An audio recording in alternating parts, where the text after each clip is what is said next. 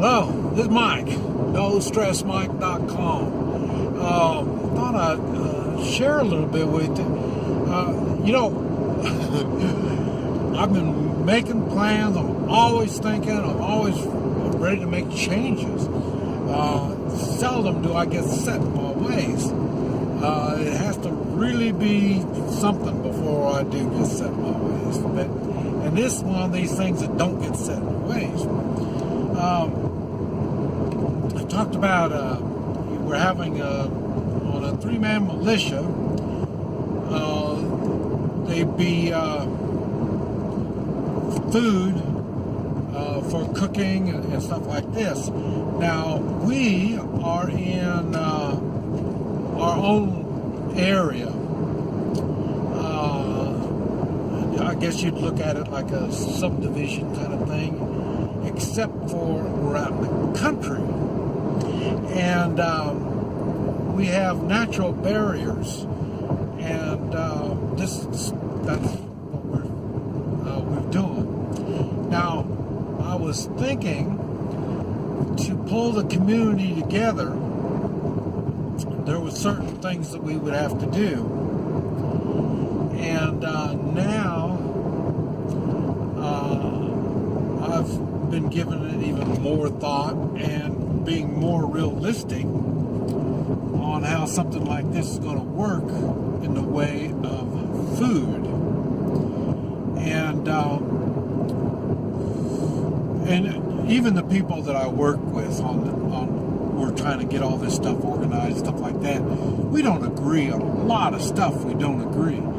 And it doesn't make any difference because what we want is options. And whatever we try, we will try. If it works, great. If it doesn't work, we need options. So that's why there's nothing wrong with having all these different viewpoints. And now I've come to the conclusion in the way of food, I think each household will be doing their own thing on food. And it's going to be for multiple reasons. But when I look at each household like a ship, a battleship.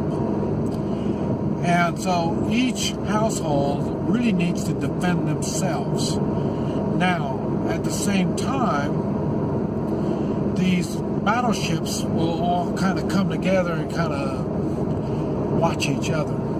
That's what happens when you look around where these houses are from you. If there's a creek and they're on the other side, and there's another place that's on the same side right next door, you would work with them instead of the ones across the creek. In the way of security, taking care of each other, stuff like that. And I would say each household would have to be preparing food for everybody in that household.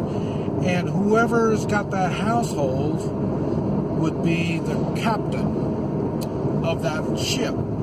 He's responsible for everybody and everything that goes on in that household, even though he's working with the house next door or stuff like that. Because like I say, somebody's got to be responsible, and that's going to be for that household. That's going to be the captain of that household. Now, the next thing would be, as the group, there's going to be certain things you will work together as the group. Like you'll be doing security at night. Will be that whether you have 2, 3, 4 households, probably 4 or 5 is going to probably be about maximum, depending on how far they're spread out, and like I say, the way the natural barriers are.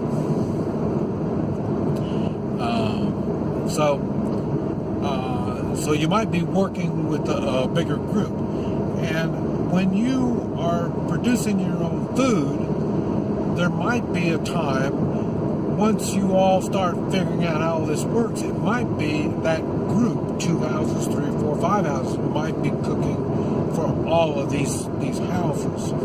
It just depends. Especially in the long run. Once you start getting going and we're growing our own gardens and stuff like that, it might be easier. Hey, we'll take care of the security and gardening, and we will furnish you food from the garden, and we'll have a hunting team going out to hunt stuff, or like in our particular case, we're raising animals. So these are things that you'll be able to work on in the long run. But in the short run, it will be, each household will be on their own. Now, what you're going to have to watch out for is some of these households aren't prepared with food. They don't have the facilities to cook the food and stuff like that. So that you're going to have to work that out. And if you're thinking you're going to be stealing from the other group of houses, stuff like that doesn't work. One of the rules are, after dark, things change. I mentioned when I was in Vietnam, we had 3 Marines in a hole here. Over this hole over here, they had 3 more Marines. In that hole over there, they had 3 more Marines. And we circled the top of the hill. Now, what happens to those Marines in that hole over there is their business. When the fighting starts, they have to take care of their hole. We have to take care of our hole. Now, there's another rule that we had. Once all the shit hits the fan, it gets really ugly. Is we kill anybody not in a hole.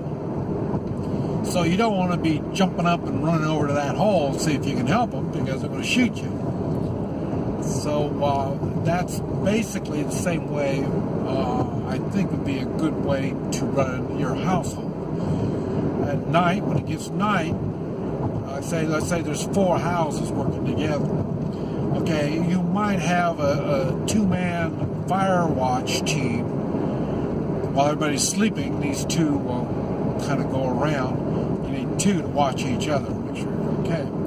Maybe you'll do it in a 3-man team, but it's 2 or 3, not a single, but 2 or 3. Otherwise, you have people going to sleep. And the only problem you have to watch, they're going to be walking and talking and making too much noise. So, but these are things that you all are going to have to figure out how you want to do it. There's the talking and this type of stuff has got its good and it's got its bad. The good is you're telling people at night, you're around your house, you're telling people you're there, so they may stay away from that area. That's the good thing. The bad thing is, if you're making noise, they'll wait for you to go by, and then they will do their bad deeds. In Guatemala, we had a hotel, and it was a long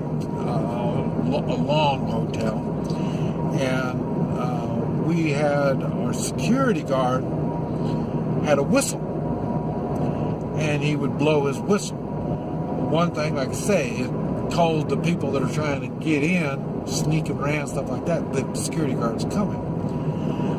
Good thing was, there's less likely the security guard is going to meet anybody. So he was safer. He was safer. And so that was a thing, and when you're blowing the whistle, you can hear, so you know the security guard is out there doing his thing. So there's there's ups and downs on how all that stuff works, and your little community or the household is going to have to figure out how you're going to do it. If you've got chickens and livestock and stuff like that, and you're not out there protecting it, no telling what's going to happen. And especially if the neighbor ran out of food, well, they're going to be sending somebody over to get it. So there's things you need to be thinking on how you're going to do this stuff. And like I say, so we've got all kinds of ideas, and this is just one that, like I say, I thought I would share with you. Because like I say, I've been concerned now since I figured out, our particular area, we got pockets of housing. Like I say, 1, 2, 3, 4, 5 houses, pockets. And so I've been trying to figure out, as a whole, we can't do the security. And I'm thinking, well, if we can't do security, I doubt if we can feed everybody. And there's a lot of things we won't be able to do. So we're right back to, we talk about personal responsibility in your household, that household taking responsibility for that household. And as these households come together in their little community little thing, they're going to have to be taking responsibility. Make sure that places don't get burned, things don't get stolen, and stuff like that. So